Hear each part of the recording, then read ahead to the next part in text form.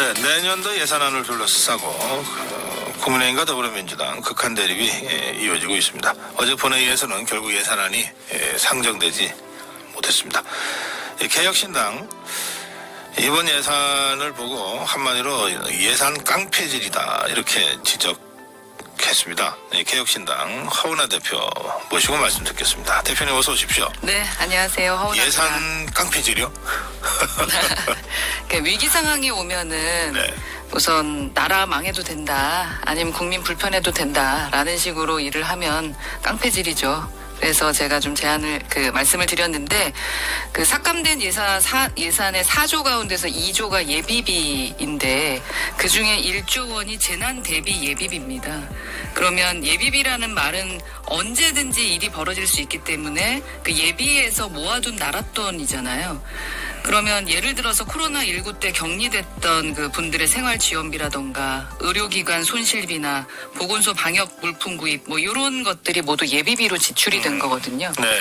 그리고 작년에 홍수 피해 때도 남부지역 특별재난지역 그거를 선포해서 지원한 것도 예비비예요.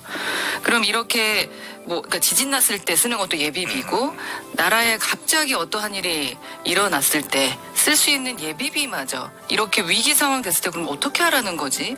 라는 것 때문에 제가 이건 나라 망하라는 건가 이런 생각 때문에 깡패질이다라는 말씀을 드렸습니다. 네. 이를테면 이번 폭설에 피해가 꽤 많이 생겼잖아요. 이제 이럴 때 쓰는 게 예비비 아닙니까?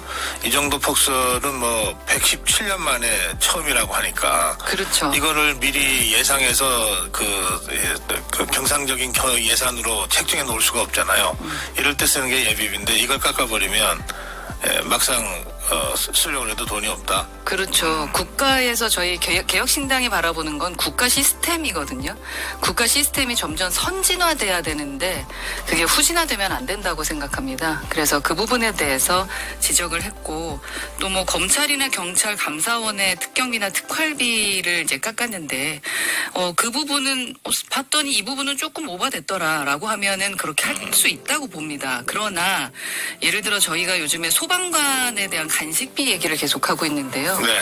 소방관들이 쓰시는 간식비가 27년째 3,000원이에요. 저녁 때 밤에 쓰시는 그런 하다가 뭐 좀 드세요라고 쓰시는 비용이 27년간 3,000원이라는 것도 참으로 놀랍고, 그리고 식단 보면은 요즘 백종원 씨가 얘기해서 조금 화제가 되긴 했었는데, 우리를 위해서 화재 진압을 하시는 분들이 저 정도 드셔서 될까라는 생각들을 좀 많이 하게 되는데, 적어도 쓸 때는 쓰고 그리고 깎을 땐 깎아야지 된다라는 것이 저희 생각이고, 기존에 민주당에서 윤석열 정부의 R&D 예산 삭감에 대해서 상당히 많은 공격을 했잖아요. 그랬죠. 저는 미래 성장 동력을 위한 R&D 예산을 깎는 것에 대해서는 긍정적이지 않습니다.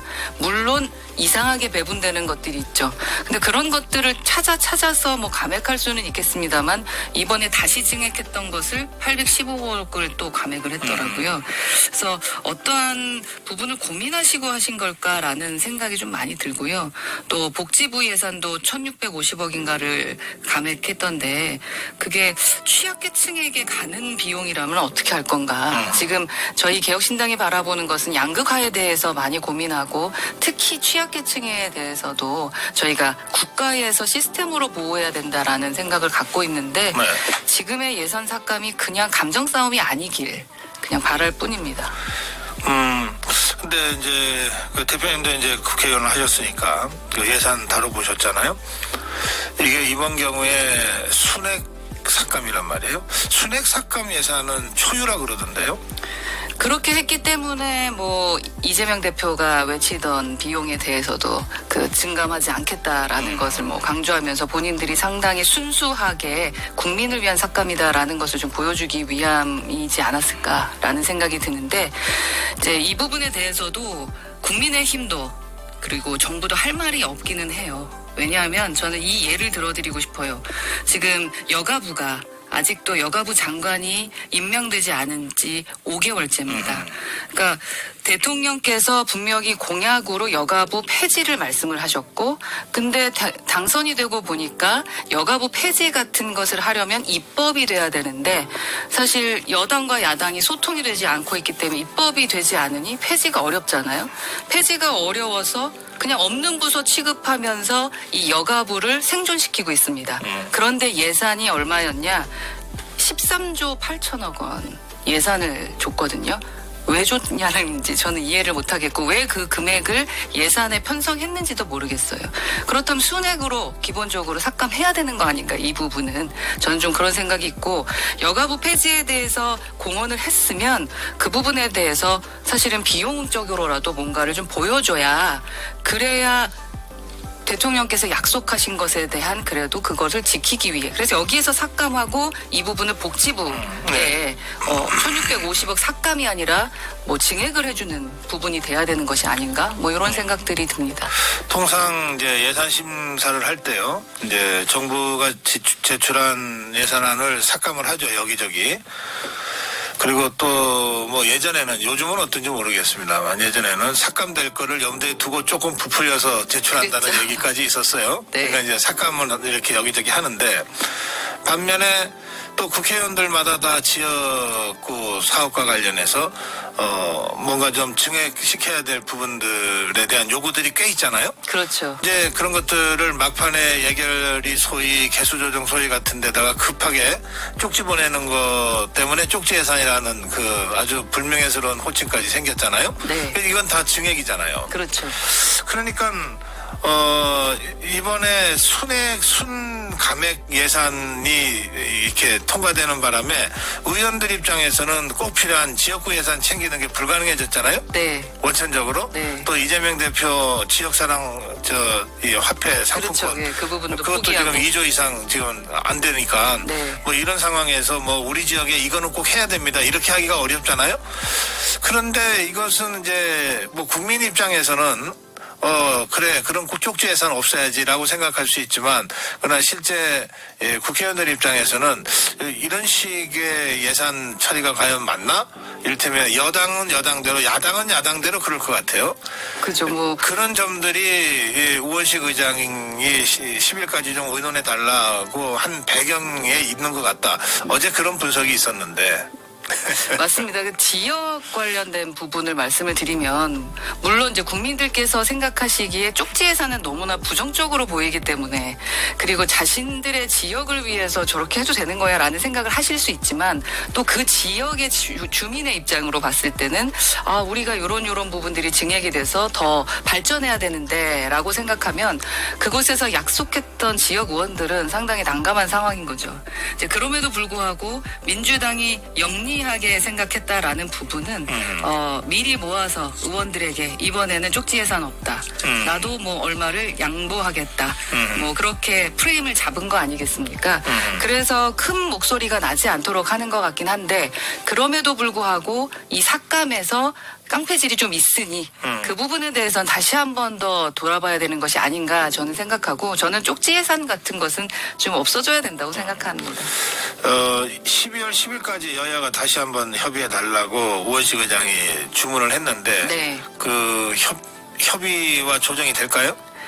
어렵겠죠. 이제 무늬만 소통하면 안 될 텐데, 그럼에도 불구하고 의장님은 자기 역할을 충분히 지금 하고 있다고 생각합니다. 왜냐하면 소통과 토론 그리고 합의 없는 그런 정치는 없다. 그래서 우선은 기본 문제 해결을 하기 위해서 한 테이블에 앉아서 대화를 나눠야 될 텐데, 이 요것만 좀 바뀌었으면 좋겠습니다. 전부 아니면 전무다. 뭐 아무것도 아닌 게 되는 것이 아니라 중간이 좀 있었으면 좋겠다.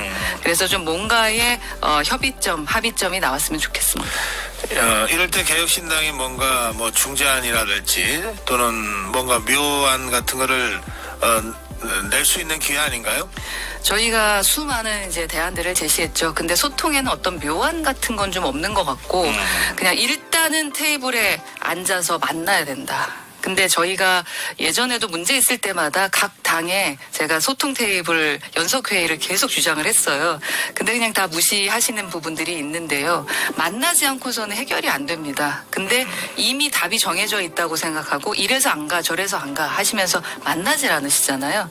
만났으면 좋겠다라는 말씀 드려요. 제가 8.15 경축식에도 뭐 불참했었잖아요, 민주당이. 불참할 때도 저희 개혁신당만 갔었어요. 왜냐하면 우선 가야 되는 거죠. 기본적으로 국가의 행사이기 때문에.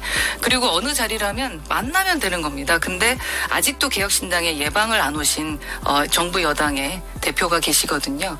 그러니까 소통하려고 하는 기본 자세가 안 돼 있다라고 생각합니다. 그 한동훈 대표 얘기하시는 건가요? 네. 아직 그 아직도 당대표 된 이후에 개혁신당에 방문을 안 했습니까? 네, 안 했습니다.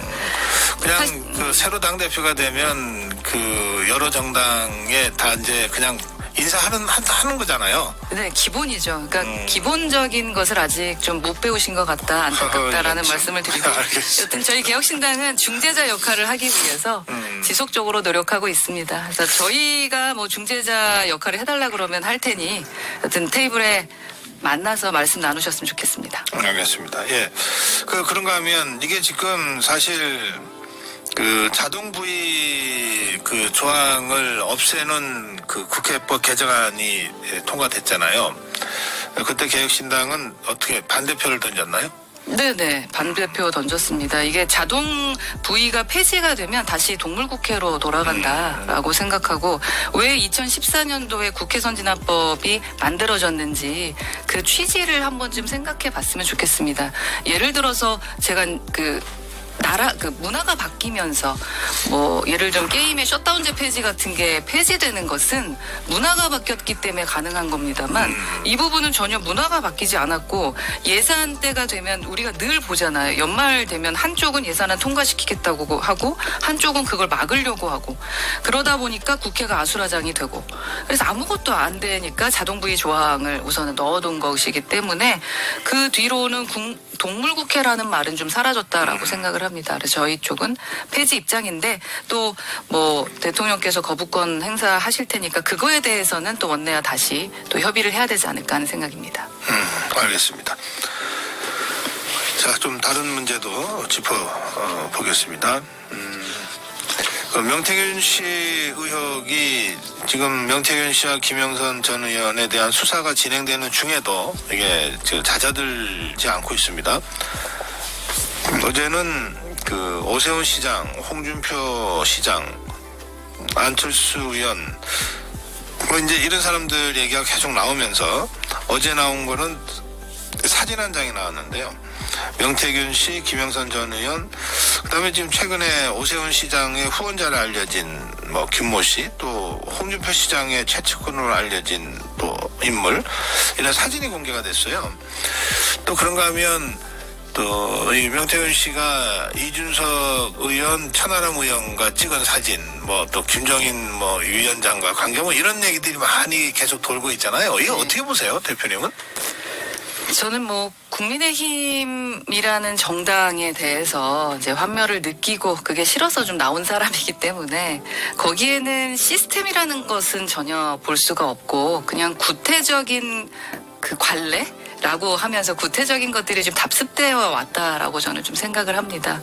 그러니까 기득권들이 기득권을 더 유지하기 위해서 아는 사람들끼리 어떠한 것을 알게 되면은 좀 더 강해지는, 그래서 청년 정치인들이 크지 못하는, 예를 들어 줄을 제대로 서지 못하거나 또 뭐 돈이 없거나 하는 분들이 정치하기 상당히 어려운 구조가 되어 있는 곳이 국힘이라고 생각을 하는데, 네. 뭐 그런 부분들이 요즘에 드러나고 있는 것이다, 그렇게 생각을 하고 있고요.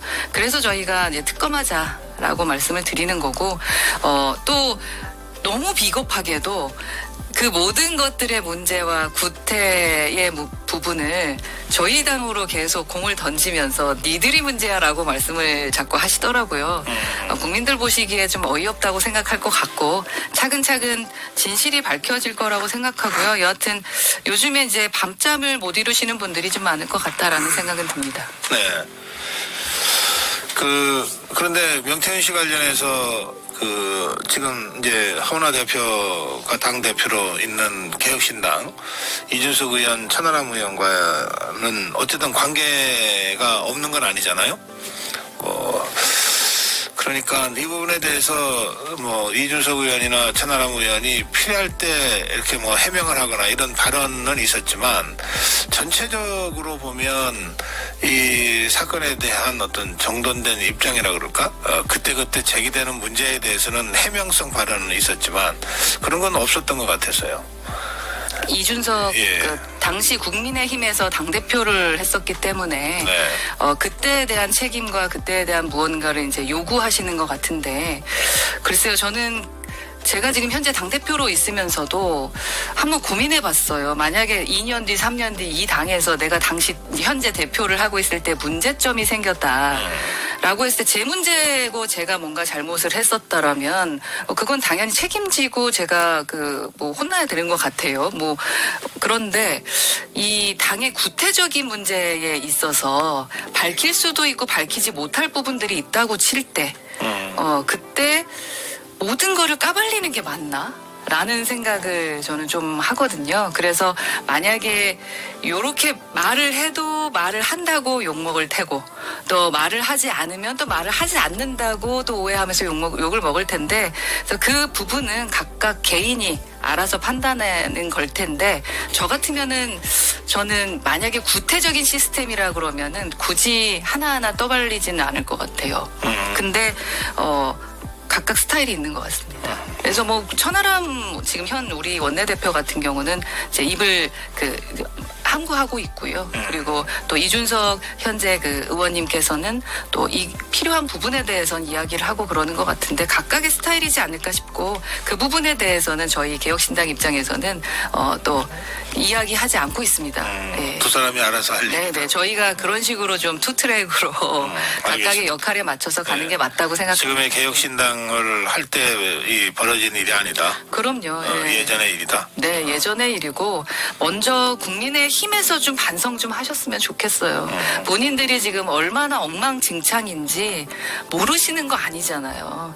근데 단지 본인의 자리를 지키기 위해서 그렇게 누구에게 핑계대는 게 아니라 이번 일을 통해서 진짜 쇄신하고 혁신하기 위해 노력하셔야 되는 거 아닌가? 뭐 저는 그런 생각이 듭니다. 그리고 나서 이제 다른 사람들 이제 오물이 있으면 지적하시는 게 맞다라고 봅니다. 알겠습니다. 사실은 김영선 전 의원이나 명태균 씨 관련된 공천개입 의혹은 2022년 네. 국민의힘의 이준석 대표가 대표로 있을 때의 의혹도 있고 그리고 2024년 총선과 관련된 의혹도 있어요. 그러니까 네. 그때는 이준석 의원이 개혁신당일 때. 예, 그래서 그 두 가지 문제 서로 다른 두 가지 사안이 있습니다만 어쨌든 허은하 대표님 직접 관계된 사안은 아니니까 원론적인 입장으로 제가 듣겠습니다. 네. 지금 국회에서 최재감사원장, 이창수 서울지검장 등 검사 3명 탄핵소추안 국회 어제 보고가 됐거든요. 그러면 네. 이제 내일 표결에 들어간다는 건데 어떻게 보고 계십니까, 이 문제는? 저희 개혁신당 입장은 우선 탄핵은 긍정적으로 보지 않습니다. 네. 아시겠지만 아르헨티나가 43년 동안 83번의 탄핵을 한 나라입니다. 그리고 5년 사이에 대통령을 6번 탄핵 소추해서 실제로 2번 탄핵한 나라가 페루고요. 그리고 콜롬비아도 5명의 대통령 탄핵 또는 하야를 했습니다. 우리나라도 곧 이제 남미 국가처럼 될 거다라고 정말 많은 얘기 했었잖아요. 진짜 지난 21대 선거할 때도 그랬었던 것 같은데 이제 탄핵 중독은 벗어나야 될 때가 됐다. 그러니까 확실하게 정말로 팩트 체크하고 어렵게 입에 담아야 되는 단어가 탄핵이 아닐까. 저는 그게 정상이라고 봅니다.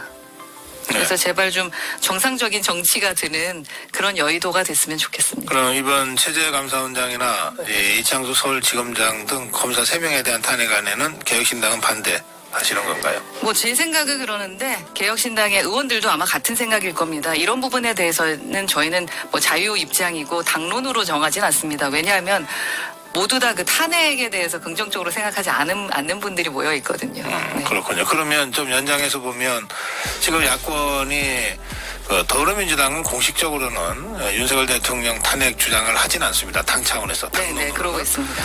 그러나 그 더불어민주당과 함께하고 있는 여러 그 진보 성향의 시민단체들은 뭐 진작부터 윤석열 대통령 탄핵을 주장해 왔고 또 조혁당 조국혁신당이요. 그건 당론으로 지금 네. 탄핵을 밀어가고 있습니다. 그 탄핵, 대통령 탄핵에 대해서는 개혁신당은 어떤 입장입니까? 저희는 대통령 탄핵에 대해서도 부정적입니다. 확실하게 법적으로 해결될 수 있는 게 아니라, 그리고 탄핵을 한다고 해서 탄핵이 될 사안도 아니다라고 저희는 아직까지 판단하고 있고요. 그래서 그런 분위기를 조장하는 아스팔트 정치에 대해서 상당히 반대하는 입장이고요. 테이블 얘기 많이 말씀드렸습니다만 테이블에 앉아서 얘기를 우선 하면서 문제를 해결하기 위해 네.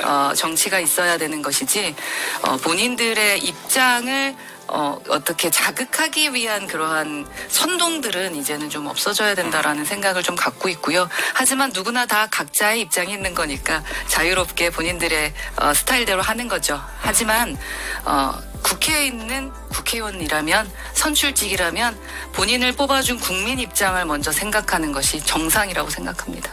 예. 마지막 질문이 될 것 같은데요. 그걸 이웃당 정당이라고 그럽니까? 남의 당이라고 그럽니까? 이 국민의힘 얘기인데. 네네. 당계 남의 사태, 당이죠. 예, 당원 게시판. 네. 남의 당 남의 얘기라서 어떻게 말씀 좀 하시기가 좀 부담스러울지 모르겠습니다만 당 대표시니까 이렇게 그 당원 게시판 운영이라든지 이런 걸 이제 개혁신당에서도 하시잖아요. 네.